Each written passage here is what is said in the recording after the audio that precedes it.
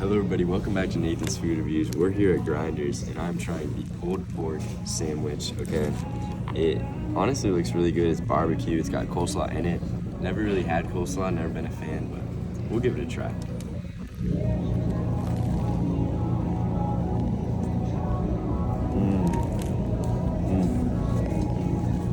Wow. Got the strong flavor of barbecue. Complemented well by the coleslaw. Man, that is really good. And the bread, it looks like it's made fresh here. It is toasted, it's a little warm. I'm gonna give this a 9 out of 10 sandwich. Oh my goodness, that was really good. I'll see you guys later.